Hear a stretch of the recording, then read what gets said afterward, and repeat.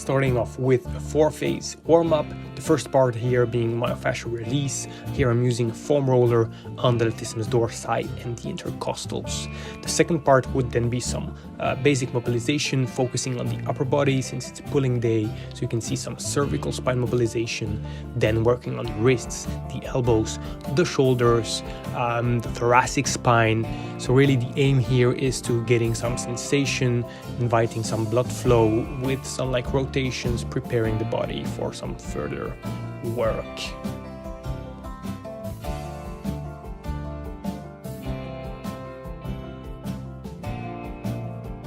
The third part of the warm-up is short range work. So basically here what I'm doing, I'm setting a timer for 5 minutes, and during this entire time I'm gonna be focusing on like various pulling motions in the short range, like going from more of a like bicep emphasis to more of a like lats or upper body. And I'm also like varying like from like a more hinged and maybe like spinal flexed position to some more of a like spinal extension. The aim here is like bringing blood flow and warmth like prior to the main workout. The last and fourth phase of the warm-up are so-called corrective exercises or some integration work. I have chosen the shoulder external rotations for today. Here I'm using a 3 kilo Gada, but of course you can be using the classical dumbbell. And the main aim here is working on some weak links or some weak spots, getting a good pump into the shoulder, into the delts, and work on the stability and the rotator cuffs. It serves as a great like prehab or rehabilitation work if you have some issues, and it prepares the body really nice for further work. It should be, of course, be done like pain-free. The last exercise of the warm-up in the integration phase would be these spine mobility drills. I really enjoy this setup, and the wall here serves as a good feedback tool to see where your kind of limitations are. So basically you want your knee and your hip to always be kind of touching and glued to the wall, and then have some contact either with the elbows or your spine.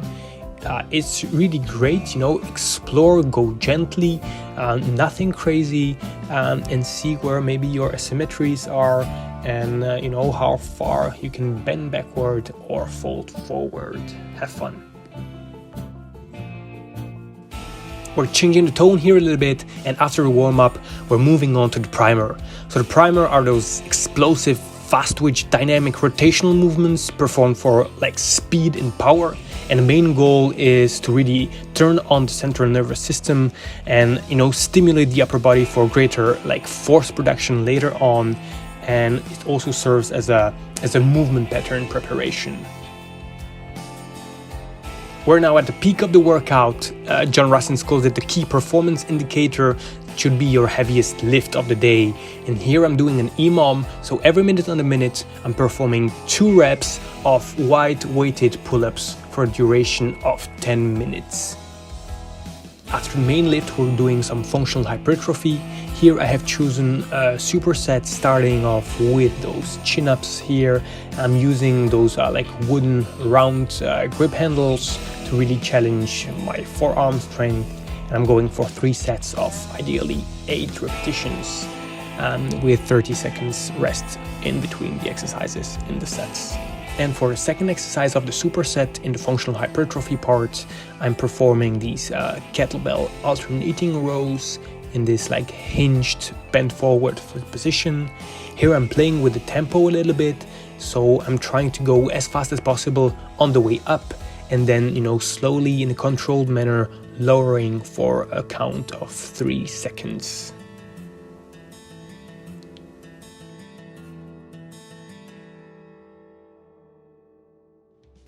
And the atmosphere is changing once more. We're now moving on to some more holistic, unconventional exercises. So it will be less about tension and muscle damage, but more about integrating the longer myofascial meridians, working on those fascial lines, and teaching the body to work in unison effortlessly.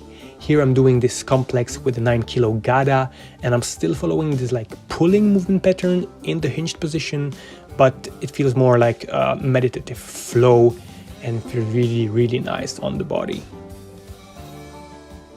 The last exercise of today's workout, again, as you can see, more of a biomechanical nature, gait-based, and basically it's kind of a hybrid between the original FB pendulum lunge row mixed with some WEC methods, coiling action, kinda